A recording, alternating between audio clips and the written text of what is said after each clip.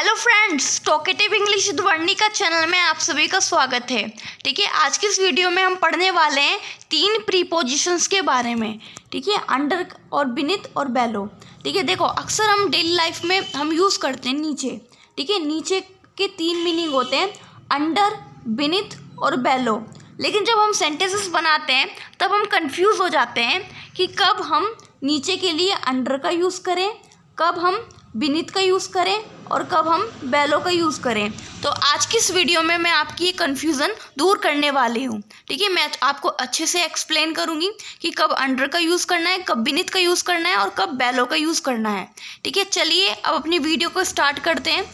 ठीक है, पहले सीखते हैं अंडर। अंडर का मतलब होता है नीचे। ठीक है, अंडर का मतलब होता है नीचे।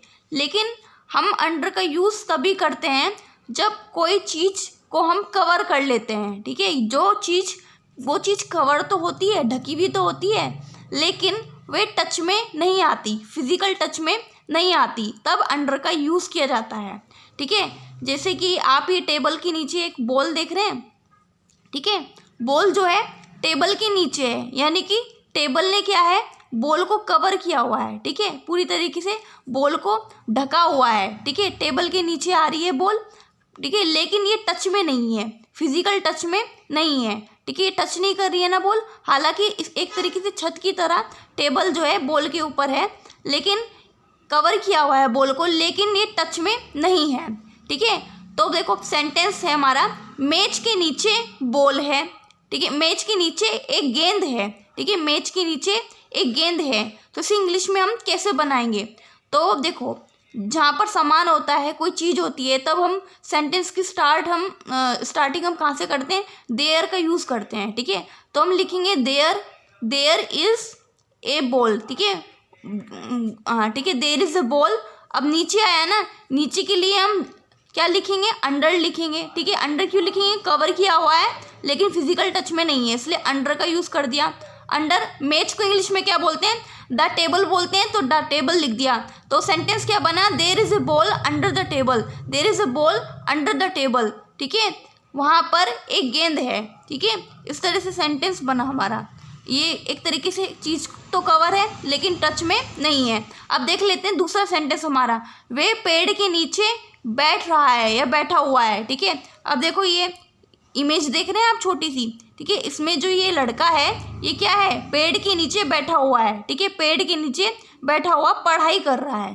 ठीक है, लेकिन देखो, आप देखो क्या ये जो ट्री है, इसको कवर किया हुआ है। लड़का पेड़ की इसे धूप वगैरह लग रही होगी, तो ये छाया में बैठने के लिए पेड़ पे बैठ गया, छाया में बैठा है, पेड़ की छाया में, यानी ट्री ने इसे कवर किया हुआ है। एक तरीके से इसके ऊपर छत की तरह है एक तरीके से।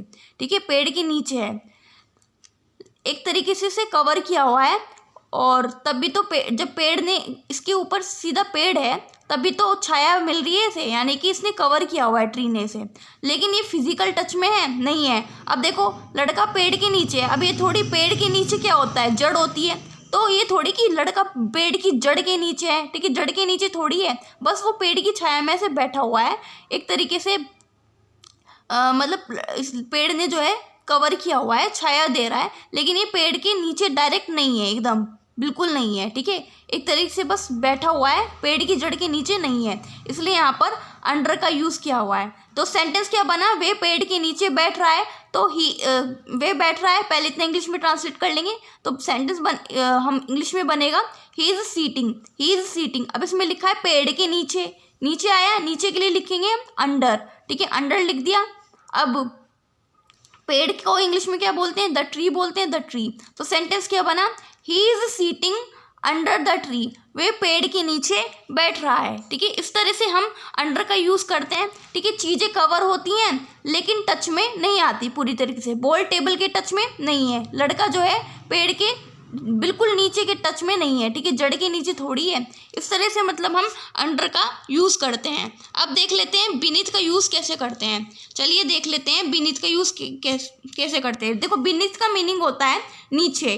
ठीक है, जब किसी चीज़ को से कवर होते हैं, ठीक है, और वो टच में पूरी तरीके से होती है, तब हम बिनिथ का यूज़ करते हैं। एग्जाम्पल के लिए समझते हैं, मेज के नीचे एक गेंद है। देखो, ये टेबल है और ये बॉल है, और ये जो बॉल है पूरी तरीके से टेबल को टच कर रही है, कवर भी कर रहा है टेबल ने, बॉल को कवर भी किया हुआ है, ठीक है, और साथ में टच भी है, बिल्कुल टच में है, बॉल जो है टेबल के बिल्कुल ही टच में है, एकदम टच कर रही है, देखो कैसे। तो यहाँ पर सेंटेंस बना मेज के नीचे एक गेंद है। तो हम सेंटेंस की शुरुआत करेंगे, there is a ball, there is a ball. अब नीचे के लिए लिखेंगे हम बिनिथ, क्यों लिखेंगे, क्योंकि कवर भी किया हुआ है, बिल्कुल टच में भी है, टच हो रही है, तो बिनिथ का यूज़ करा हमने। और फिर उसके मेज को इंग्लिश में क्या बोलते हैं, द टेबल बोलते हैं, तो द टेबल लिख दिया।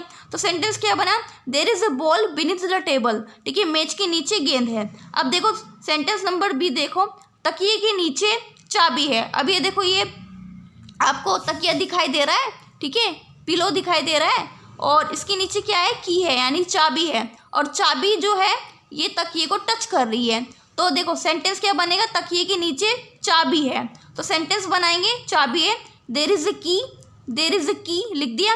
अब नीचे के लिए लिखेंगे हम बिनिथ, ठीक है, बिनिथ क्यों लिखा हमने, क्योंकि टच कर रही है, ये टच हो रहे हैं एक दूसरे से, तो बिनिथ लिख दिया हमने। अब तकिए को इंग्लिश में क्या बोलते हैं, पीलो बोलते हैं, द पीलो लिख दिया।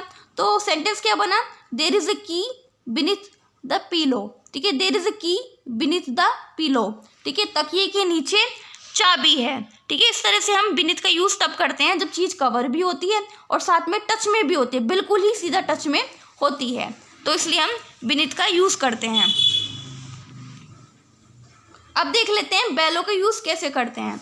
देखो बेलो का यूज़ जो है, जब हम किसी चीज़ को मापते हैं मेजरमेंट में किया जाता है, और दूसरा जब किसी चीज़ का किसी चीज़ के साथ कनेक्शन होता है, यानी बेलो के दो यूज़ होते हैं, जब किसी चीज़ को हम मेज़रमेंट करते हैं, किसी चीज़ को हम नापते हैं, या फिर किसी चीज़ का किसी चीज़ के साथ कनेक्शन होता है। अब देख लेते हैं एग्जाम्पल के थ्रू हम समझ लेते हैं, ठीक है, कैसे जो है बेलो का यूज़ किया जाता है। देखो पहला सेंटेंस पढ़ो, तापमान 40 डिग्री सेल्सियस से नीचे है, ठीक है, तापमान 40 डिग्री सेल्सियस से नीचे है।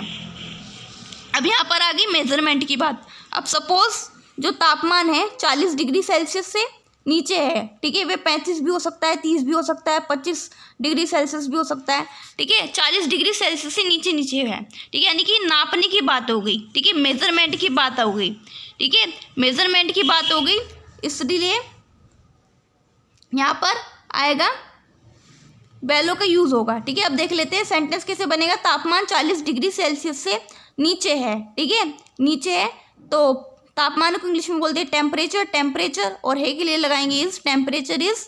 अब इसमें आया नीचे है, ठीक है, नीचे है, नीचे के लिए लिखेंगे बेलो, बेलो क्यों लिखेंगे, क्योंकि मेजरमेंट की बात हो रही है, ठीक है, तो बेलो लिख दिया। अब 40 डिग्री सेल्सियस को 40 डिग्री सेल्सियस लिख दिया। अब देख लेते हैं सेंटेंस क्या बना हमारा, temperature is below 40 degree Celsius, temperature is below 40 degree Celsius, तापमान 40 डिग्री सेल्सियस से नीचे है। अब देखो सेंटेंस बी देखो, प्रश्नों के उत्तर नीचे दिए गए हैं।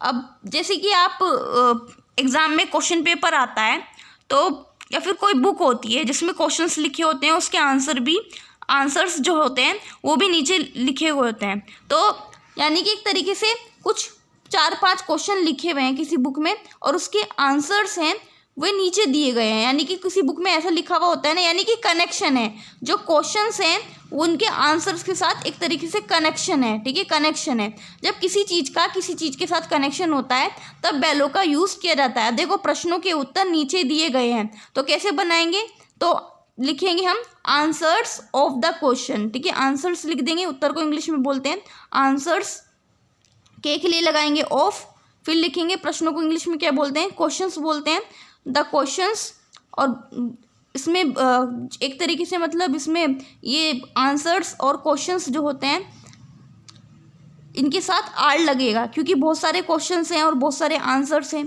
तो इसलिए हमने आर लगा दिया। अब दिए गए हैं तो गिवन लिख दिया। ये जो सेंटेंस है ना, ये पैसिव वॉइस में बन रहा है, ठीक है, ये पैसिव वॉइस में बना हुआ है, तो गिवन लिख दिया, गिव की थर्ड फॉर्म है गिवन, और नीचे के लिए लिखेंगे बेलो, क्योंकि कनेक्शन की बात हो रही है ना, ये जो क्वेश्चन आंसर्स हैं एक दूसरे से कनेक्टेड है, इनका आपस में कनेक्शन है। तो सेंटेंस क्या बना, answers of the question are given below, answers of the questions are given below, प्रश्नों के उत्तर नीचे दिए गए हैं। इस तरह से हम मेजरमेंट में बेलो का यूज़ करते हैं।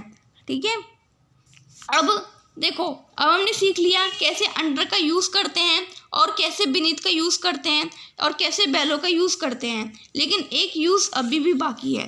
देखो, इंग्लिश में जो है डाउन का यूज़ भी करते हैं। ठीक है, डाउन मतलब होता है नीचे होता है। ठीक है, लेकिन डाउन का यूज़ जो है ये प्रीपोजिशन की तरह नहीं किया जाता है। ये डाउन का यूज़ जो है किसी वर्ब के साथ किया जाता है। जैसे कि एग्जाम्पल के थ्रू, वे पेड़ से गिर गया, वे पेड़ से गिर गया। He fell down from the tree। ठीक है, वह पेड़ से गिर गया। यहाँ पर डाउन का जो फेल माने होता है गिरना। ठीक है, और फेल का मतलब हो यहाँ पर गिरना, यानी गिरा। ये फॉल की जो है सेकंड फॉर्म में फेल। ठीक है, अब इसके साथ डाउन लगाया यानी कि नीचे गिरा, एकदम मतलब एक तरीके से मोशन के साथ वह नीचे गिरा पेड़ से। ठीक है, पेड़ पे चढ़ा हुआ था, नीचे गिरा। तो डाउन का मीनिंग जो है इस तरह से नीचे होता है और इसे वर्ब के साथ ही इंग्लिश में इसका यूज़ किया जाता है। ठीक है, और आपको ये वीडियो कैसी लगी? अगर आपको मेरी वीडियो थोड़ी सी भी यूज़फुल लगी हो तो इस वीडियो को लाइक कीजिए, मेरे चैनल को सब्सक्राइब कीजिए। तब तक के लिए बाय बाय।